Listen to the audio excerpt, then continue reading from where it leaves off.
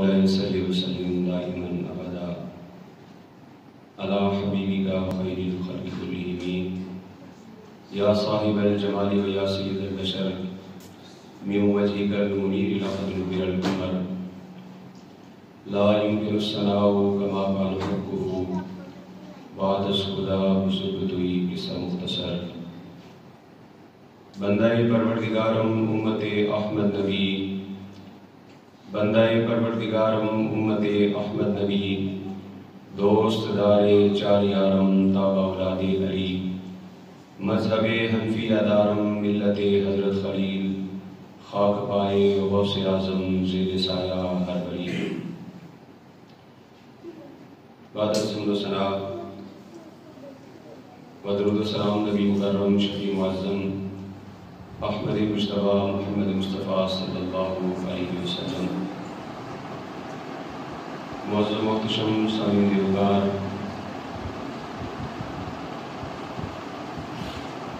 قرآن مجید فرقان حمید سے جائے مقدسہ مطہرہ منورہ تلاوت کرنے کا شرف حاصل ہوا۔ خالق کائنات ارشاد فرماتا ہے لقد خلقنا الانسان فی احسن تقویم، ہم نے انسان کو ایک بہترین صورت کے اندر تخلیق فرمایا۔ دنیا کے اندر جتنی بھی مخلوقات ہیں ان سب کو اللہ تبارک و تعالیٰ نے ہی تخلیق فرمایا ہے۔ بڑے سے بڑے جانور سے لے کر چھوٹے سے چھوٹا جانور بھی اللہ تبارک و تعالیٰ نے تخلیق فرمایا ہے۔ اگر ہاتھی رب کائنات کی قدرت کا شاہکار ہے تو یہ بھی اس کی قدرت کا کمال ہے کہ اس نے چونٹی جیسے چھوٹے سے جانور کو بھی تخلیق فرمایا ہے۔ اور پھر یہ اس کی تخلیق کا شاہکار ہے کہ جتنے اعضاء اس نے ہاتھی کو عطا کیے ہیں اتنے ہی اعضاء اس نے ایک چھوٹی سی چونٹی کو بھی عطا فرما دیے۔ یہ رب کا کتنا بڑا کرم ہے۔ عموماً کائنات کے اندر جب کوئی کارخانہ دنیا کے اندر بناتا ہے تو اس کارخانے کے اندر تیار ہونے والی چیز جیسی یا اس سے بہتر بھی کوئی دوسرا کارخانہ تیار کر ہی دیتا ہے، لیکن کارخانہ قدرت کے اندر جو چیز تیار ہوتی ہے، جو بنتی ہے، اس سے بہتر تو کجا اس جیسی بنانا بھی کائنات کے اندر کسی کے لیے ممکن نہیں ہے۔ کہ جو تخلیق رب کائنات نے فرمائی ہے اس سے بہتر بنانا تو بہت دور کی بات ہے، اس جیسی بنانا بھی کسی کے کمال میں نہیں ہے، کسی کے استعمال میں نہیں ہے، کسی کے اختیار میں نہیں ہے کہ وہ اس جیسی چیز کو بھی تخلیق فرما دے۔ اور رب کائنات کی دنیا کے اندر ساری مخلوقات جتنی بھی ہیں وہ رب کائنات کی ہی پیدا کی ہوئی ہے۔ اگر رب کائنات چاہتا تو ہمیں زمین پر رینگتا ہوا کوئی کیڑا بنا دیتا، ولادت میں لپٹا ہوا کوئی کیڑا اللہ تبارک و تعالیٰ ہمیں بنا دیتا تو ہم رب کائنات کو منع نہیں کر سکتے تھے۔ لیکن یہ رب کائنات کا کتنا بڑا کرم ہے کہ رب کائنات نے ہمیں انسان جیسی شکل و صورت عطا فرمائی ہے، ہمیں انسان بنا کر دنیا کے اندر بھیجا ہے۔ پھر انسان بھی بہت طرح کے ہیں، یہودی بھی انسان ہے، نصرانی بھی انسان ہے، عیسائی بھی انسان ہے۔ دنیا کے اندر جتنے بھی مذاہب ہیں وہ سب کے سب انسان ہیں، لیکن رب کائنات کا یہ فضل ہے کہ رب کائنات نے صرف ہمیں انسان ہی نہیں بنایا بلکہ رب کائنات نے ہمیں ایمان کی دولت سے بھی مالا مال فرمایا۔ صرف انسان نہیں بلکہ رب کائنات نے صاحب ایمان بھی بنایا ہے۔ اور پھر صاحب ایمان میں بھی بے شمار لوگ ہیں، کوئی نوح علیہ السلام کا امتی ہے، کوئی آدم علیہ السلام کا امتی ہے، کوئی ابراہیم علیہ السلام کا امتی ہے، کوئی عیسیٰ علیہ السلام کا امتی ہے۔ الغرض 1,24,000 کم و بیش انبیاء کرام کی امتیں سب کی سب صاحب ایمان ہیں، لیکن رب کائنات کا ہم پر خصوصی کرم ہے کہ کہ رب کائنات نے اپنے سب سے پیارے محبوب کا امتی ہونے کا شرف بھی ہمیں عطا فرمایا۔ یہ رب کائنات کا فضل ہے، محض رب کائنات کا فضل ہے۔ پھر رب کائنات نے اس دنیا کے اندر جتنی بھی مخلوقات بنائی ہیں، کسی کو رب کائنات نے پرندہ بنا کر ہوا کے اندر اڑا دیا، ساری زندگی اڑتے رہنا یہی ان کا کمال ہے۔ کسی کو رب کائنات نے ساری زندگی رکوع کی حالت میں تخلیق فرما دیا۔ اگر رب کائنات چاہتا تو انسان کو بھی رکوع کی حالت میں پیدا کر سکتا تھا۔ جنگل کا بادشاہ شیر اگر ساری زندگی رکوع میں گزار سکتا ہے تو انسان کو بھی اگر چاہتا تو اسی حال میں تخلیق فرما سکتا تھا، لیکن رب کائنات نے ہمیں رکوع کی حالت میں نہیں بنایا۔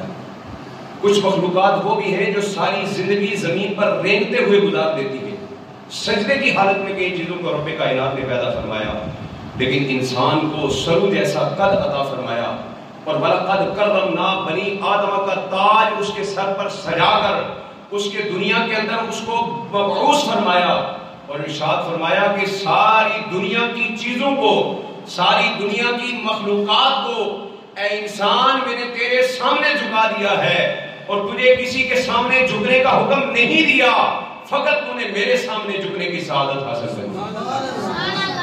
جانور پیدا کیے تیری وفا کے واسطے، جانور پیدا کیے تیری وفا کے واسطے، کھیتیاں سرسبز کی تیری غذا کے واسطے، چاند سورج اور ستارے ہیں ضیاء کے واسطے، یہ سب کچھ ہے تیرے لیے اور تو خدا کے واسطے۔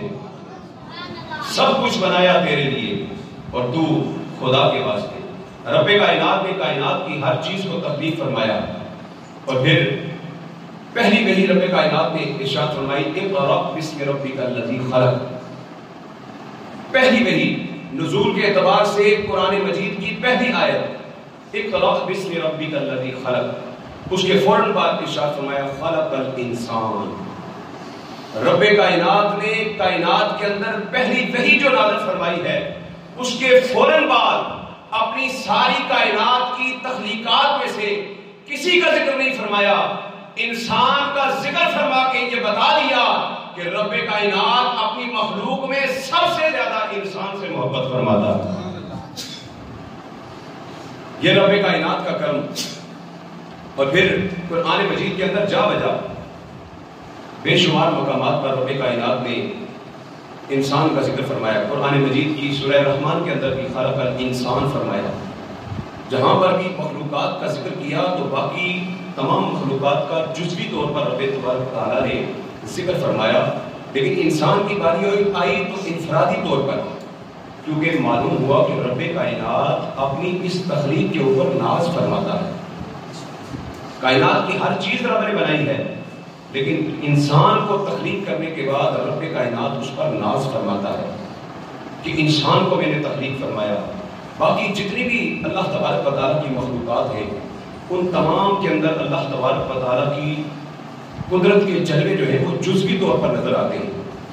سمندر کو دیکھیں تو وہ رحمت ہی رحمت ہے، پہاڑوں کو دیکھیں تو وہ جلال ہی جلال ہے، لیکن اللہ تبارک و تعالیٰ کی قدرت کے اجتماعی طور پر جو نمونے اور جو قدرت انسان کے اندر نظر آتی ہے وہ کائنات کی کسی اور چیز کے اندر نظر نہیں آتی۔ رب کائنات نے انسان کو تخلیق فرمایا، ساری کائنات کے جتنے بھی مخلوقات ہیں سب کو اللہ تبارک و تعالیٰ نے تخلیق فرمانے کے فوراً بعد ان کو پیٹ بھی عطا فرما دیا۔ اب پیٹ بھرنے کے لیے لقمہ بھی اٹھانا ہے، لیکن کائنات کی کسی چیز کو بھی رب کائنات نے یہ نعمت نہیں دی کہ وہ لقمے کو اپنی قریب اٹھا کے لا سکے، بلکہ لقمے کو اٹھانے کے لیے اپنے منہ کو جھکانا اس کے لیے ضروری ہے۔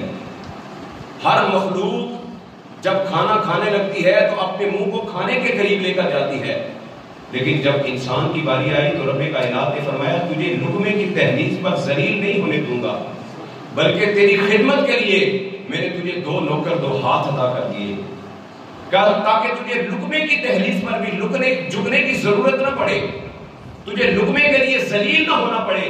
دو نوکر دے دیے، دو خادم دے دیے کہ ان دونوں کے ساتھ مدد کرنی ہے، یہ تمہاری خدمت کے لیے ساری زندگی معمور ہیں، یہ لقمے کو خود اٹھائیں گے اور اٹھا کر تمہارے منہ تک لے کر جائیں گے۔ رب کائنات نے کتنا کرم فرمایا، اور یہ سارے کرم، یہ سارا فضل رب کائنات نے کیوں فرمایا ہے؟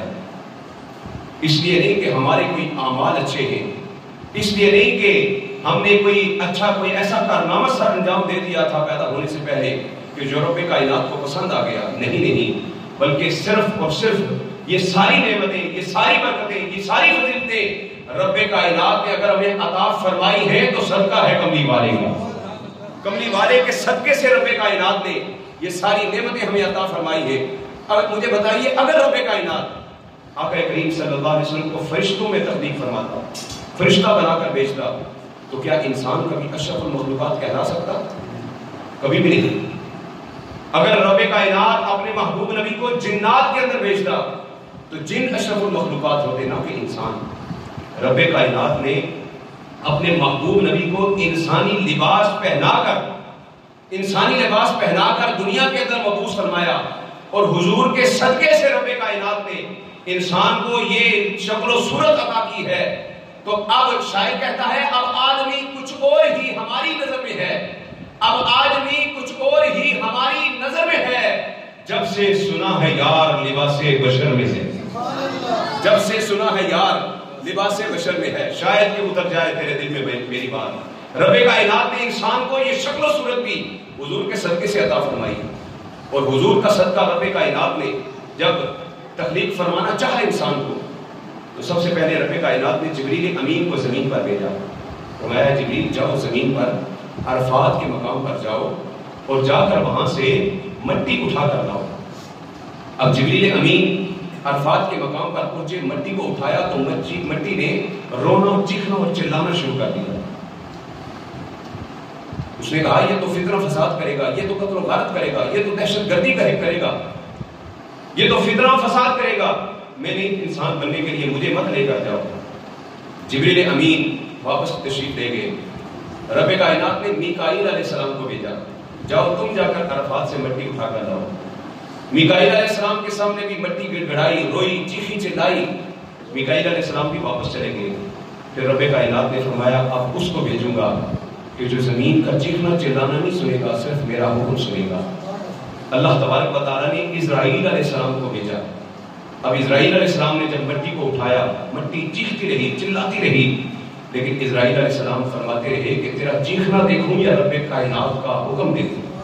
فرمایا تیرے چیخنے چلانے کا مجھ پر کوئی اثر نہیں ہوگا۔ مٹی اٹھا کر لے گئے تو رب کائنات نے ارشاد فرمایا اے اسرائیل، اس کو زمین سے اٹھا کر بھی تو ہی لایا ہے، اب قیامت تک واپس زمین کے اندر بھی اس کو تو ہی لے کر جائے گا، اس کی روح کو بھی قیامت تک تو ہی قبض کرے گا۔ ان کی ڈیوٹی لگا دی۔ ساری کائنات کو رب کائنات نے لفظ کن سے تخلیق فرمایا۔ لفظ کن، انما امرہ اذا اراد شیئا ان یقول له کن فیکن۔ جب وہ کسی چیز کو تخلیق فرمانے کا ارادہ کرتا ہے تو فرماتا ہے کن، ہو جا، بس وہ ہو جاتی ہے۔ ہر چیز کو رب کائنات نے لفظ کن سے تخلیق فرمایا، لیکن جب انسان کی باری آئی تو رب کائنات نے لفظ کن سے انسان کو تخلیق نہیں فرمایا، بلکہ فرمایا خلقت بیدی۔ انسان کو میں نے لفظ کن سے تخلیق نہیں کیا، بلکہ اپنے دست قدرت سے اس کو تخلیق فرمایا، اپنے دست قدرت سے انسان کو تخلیق فرمایا۔ وَنَفَخْتُ فِيهِ مِن رُوحِي، اور اس کے اندر میں نے اپنی روح کو داخل فرمایا ہے۔ فَقَعُوا لَهُ سَاجِدِينَ، اور اس کے آگے کائنات کی سب سے عظیم مخلوق فرشتوں کو اس کے سامنے جھکنے کا حکم دیا ہے۔ ارے فرشتوں سے بہتر ہے انسان بننا، مگر اس میں لگتی ہے محنت زیادہ۔